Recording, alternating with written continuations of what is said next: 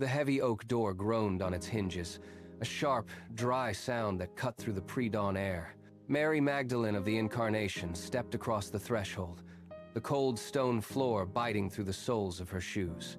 Outside, the city was already beginning its restless churn, but here, the darkness held a different weight.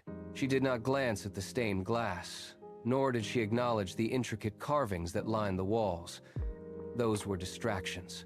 Her eyes remained fixed on the small, golden tabernacle resting on the altar.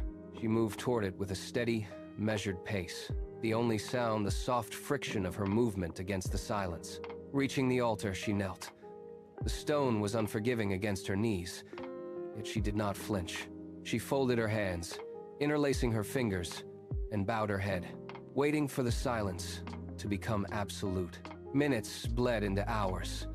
The cold of the stone floor seeped upward, settling deep into her joints.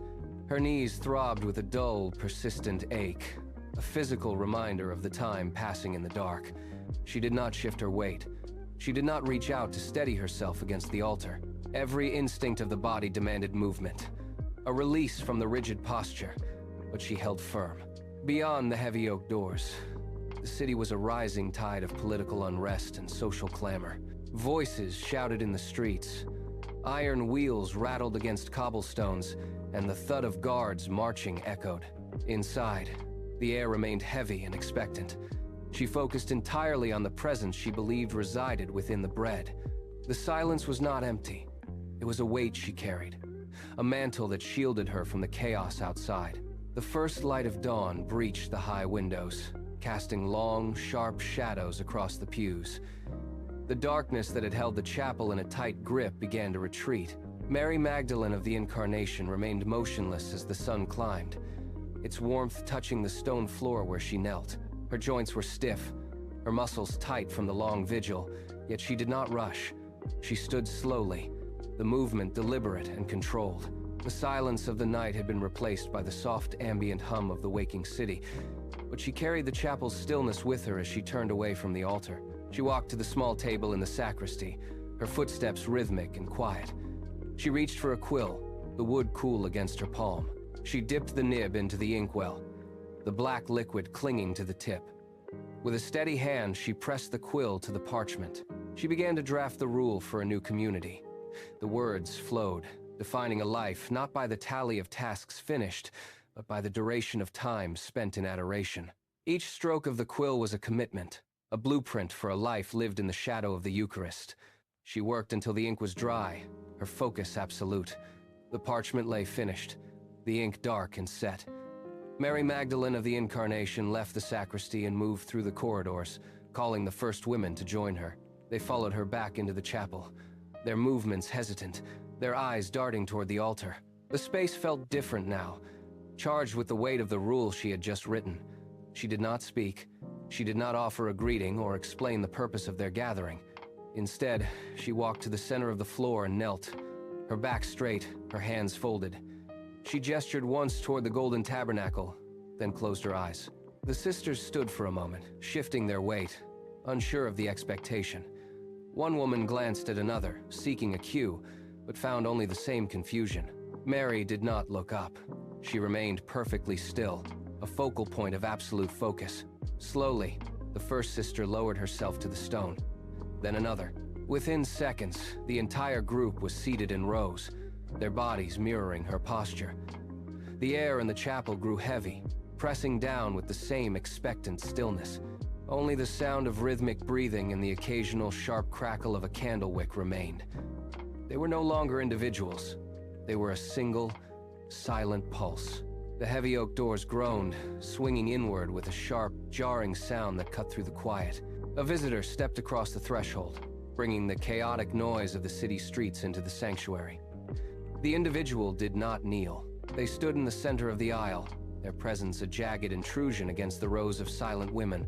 The visitor looked at the altar, then back at the sisters, their face tight with frustration. They spoke, their voice echoing against the cold stone walls, demanding to know how such a mission could possibly be sustained without public outreach or visible labor.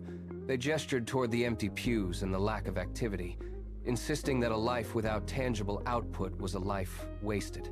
The sound of the demand hung in the air, sharp and insistent. The sisters did not flinch. They did not open their eyes. The visitor took a step forward, their boots clicking rhythmically against the floor, closing the distance between their demand and the stillness of the group. The visitor took another step, their shadow stretching long across the floor, reaching toward the front row. They repeated the demand, louder this time, their voice vibrating with the urgency of the world outside. Mary Magdalene did not turn. She slowly extended one hand, her finger pointing not at the visitor, but at the empty wooden chair positioned directly beside her. It was a simple, stark gesture. She held the position for a heartbeat, her gaze remaining fixed on the tabernacle before she lowered her hand. She did not offer a single word of defense. She did not attempt to justify the hours spent in stillness or the lack of public labor. Instead, she picked up a small wooden cross from the floor, pressed it firmly to her lips, and closed her eyes. The movement was final.